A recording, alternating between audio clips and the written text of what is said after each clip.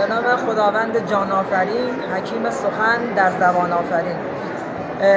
این جانب حمید حسینی فرخانی، دانشجوی رشته روابط بین الملل در مقطع کارشناسی ارشد یا فوق لیسانس هستم و سال دومه که دارم در دانشگاه آزاد اسلامی واحد علوم تحقیقات این رشته رو میخونم و در خدمت شما هستم.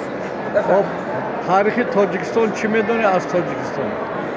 تاریخ تاجیکستان داره فراز و نشیب‌های زیادی بوده.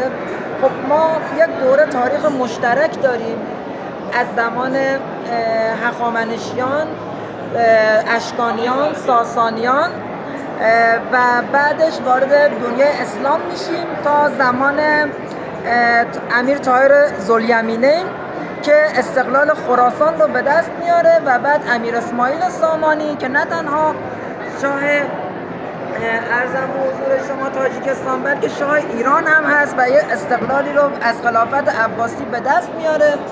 خب ناحیه خوارزم و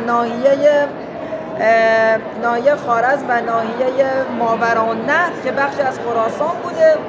خب بعد در زمان ارزم به حضور شما بعد از اتفاقاتی که میفته متاسفانه ما از هم جدا میشیم و امارت بخارا و امارت قوقند که شکل میگیره، تاجیکستان در زیر سلطه امارت بخارا میاد و بعد از اینکه امارت بخارا در زیر سلطه امپراتوری روسیه تزاری قرار میگیره، خب بعد از امپراتوری روسیه تزاری زبان روسی وارد تاجیکستان میشه و ابتدا خط لاتین و بعد خط سیریلیک در تاجیکستان رواج پیدا میکنه. بعد در دوره انقلاب کمونیستی رو داریم.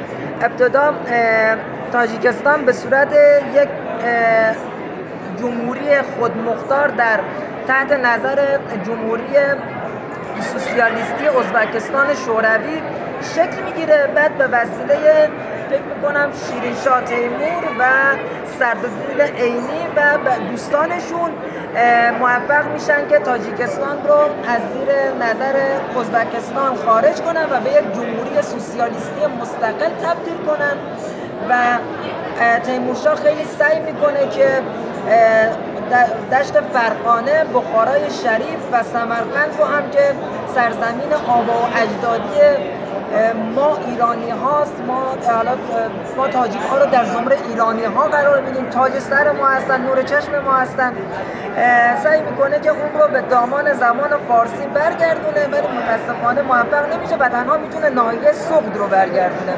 و بعد خب خوشبختانه در سال 1991 شوروی از هم میپاشه و تاجیکستان استقلال پیدا میکنه و یک مدت جنگ داخلی و خوشبختانه به رهبری یک رهبر دانا و توانا رئیس جمهور امام علی رحمانوف که بعدها این افهای روسی رو و این قواهایی که زنها و مردها رو از هم جدا میکرده برمیداره و از واژه‌های زاده، پور، دخت جایگزین میشه و امام علی رحمان میاد همدلی و وفاق رو در جامعه تاجیکستان ایجاد میکنه به طوری که حتی به اقلیت‌های تاجیکستان هم توجه میشه مانند ازبک‌ها که در همین ناحیه سغد و ختلان و اینها زندگی میکنن و زبان فارسی یک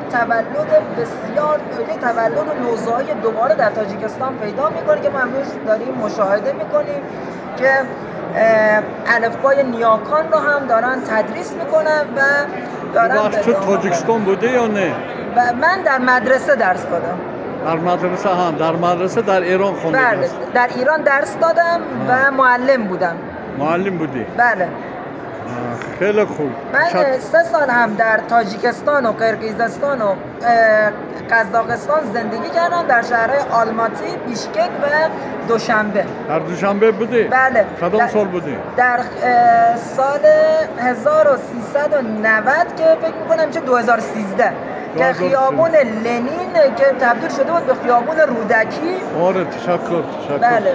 من تو دعوت میکنم بیا با مارت اپریل تاجیکستان ما توی پیشواز میگیریم. درهای تاجیکستان باز هست. آدمان را دوستی پرزور کند، در همه روی جهان مشهور کند. سلامت باش. من حتی در جشن جهانی نوروز بودم و رقص امام علی رحمان رو هم دیدم و بسیار خوشحال شدم. تشکر.